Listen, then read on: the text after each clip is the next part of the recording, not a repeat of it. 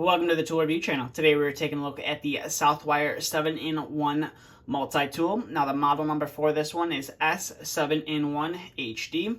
And to start off the video here, you can see you have a nice yellow and black comfort grip style handles, and they have the Southwire name embossed in yellow right there as well.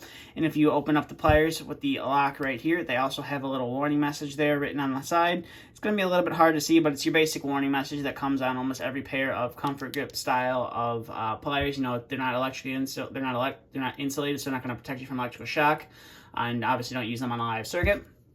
And then on the end of the handles, you have these two open holes right here. So if you're using this tool and you're working at a height and you had a risk of this tool falling, you could tether off to one of these points right here, and that will prevent the tool from falling to whatever object is below.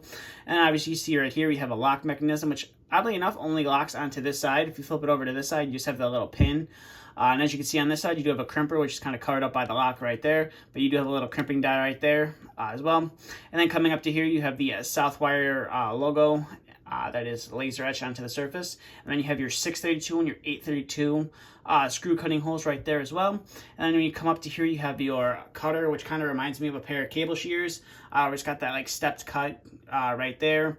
And it's just a nice overall, it's a pretty large shear, as you can see right there, which is nice. And then coming up to the stripping holes, and this is mainly meant for solid wire, so it can strip 10, 12, and 14 gauge solid wire. Now, if you wanted to strip some stranded wire, that would basically be, the bottom hole would be for 12 gauge stranded wire, the middle hole 14 gauge stranded wire, and the top hole would be for 16 gauge stranded wire. And then coming up to here, you have the like a little gripping section right there. If you need to grip onto a bolt or a screw, whether you're tightening, loosening it, this is what you can use that for right there. And obviously you have your little pair of pliers at the top right there. Now, when I first got this tool, I was like, okay, so it's a 7-in-1. I counted the crimper down here, screw cutter, cutting edge stripper, the grippers, and then the pliers, and I was wondering, okay, so where is the seventh tool? And if you turn the pliers to or if you turn the multi-tool to the side, you see you have some teeth kind of on the side right here. I believe that is for deburring. So if you cut a piece of conduit pipe or any large piece of pipe and you want to deburr and cut that burr off, you can use this tool. Now, I'm not really sure how well it's going to work out for smaller like conduit pipe, considering, you know, you have this large nose on here. I'm not sure you're going to be able to get that all the way into, you know, deburr that edge, but, you know, some larger conduit piping, you definitely be able to use these to deburr the edge. So now we're going to go ahead and zoom out here and get some of the functionality, and obviously, you have your model number laser etched onto the surface right there, and then obviously the cutting edge is only for cutting copper. Don't try to go and cut hard steel wire with this, because you're going to end up damaging that cutting edge, and you're not going to be able to use the tool properly. So go ahead and zoom out here and get some of the functionality. Now the lock on this is super easy to unlock, as you can see right there. Sorry for the camera shake. All you got to do is put a little bit of pressure on it, and it pops right open. So obviously it pops right open, no problem. We're going to get to some of the function of the wire stripper. So this is some 12 gauge solid wire. So obviously 12 gauge solid wire is going to be that middle hole right there. So go ahead and crimp down on that, and we should be able to pull off that insulation. And as you can see, I kind of struggled with it right there, but as you can see, you are able to pull it off, and there's no damage done to the wire. And then as you can see right there, that cutting edge is super sharp, which is nice. And we'll go ahead and pull off that insulation, as you see right there, and no problem whatsoever. And we are able to cut through that 12 gauge solid wire, no problem whatsoever. So now we're going to bring in some 14 gauge solid wire. So the 14 gauge solid wire is obviously going to be the stripping hole at the top, and as you see right there, you are able to pull off that insulation, no problem whatsoever, and you are able to cut through that 14 gauge solid wire, no problem as well. Go ahead and pull off that insulation, as you see right there. Super easy, and the tool is super nice and comfortable to have in your hand as well. So now that we're done with the solid wire, we'll get to some of the stranded wire. So 14 gauge stranded wire is obviously going to be for the 12 gauge stripping hole on the tool. All you have to do is add 2 when working with stranded wire. And as you can see right there, you are able to strip that 14 gauge stranded wire, no problem. And you are able to cut through it, no problem as well. So go ahead and strip that wire one more time. And as you can see, we are able to strip that, no problem whatsoever. And we're able to cut through it, no problem whatsoever. So now we're going to bring in our 12 gauge stranded wire. Now I don't have any 10 gauge stranded wire. That's not something I really work with. But 12 gauge should work with the 10 gauge stripping hole right there. So we'll go ahead and test to see how well that works. And as you can see right there, you are able to strip off that insulation, no problem whatsoever. Now, coming to the teeth on the front nose of the plier, as you can see right there, they all do go in one direction. They're not a crosshatch design.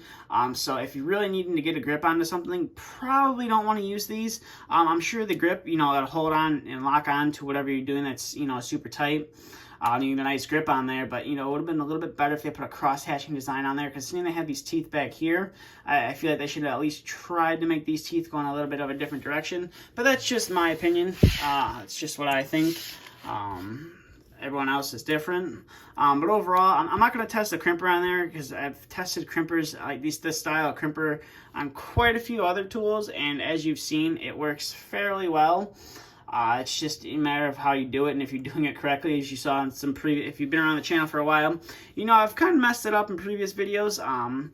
But generally these crimpers do work, so it's better than carrying another crimper around, or if you have a small job and you don't want to carry a pair of crimpers around.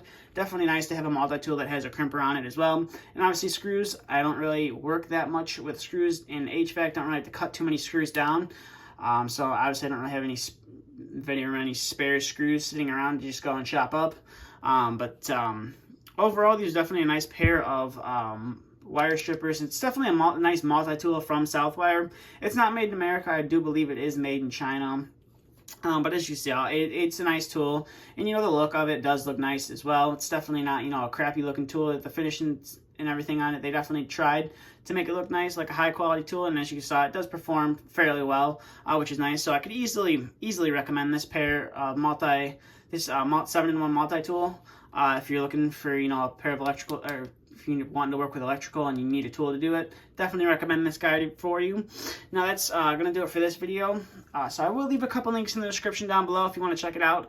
I'm gonna try to find this tool on Southwire's website, and I'll leave that down there so you can find out some more information about that. And I'll possibly put a few links to where you can purchase it as well if you would like to pick this up. If you do, one thing I will say is if you have a Menards near you, you should definitely be able to find this in your electrical section. Now, I'm not sure. I know Home Depot does carry some Southwire stuff.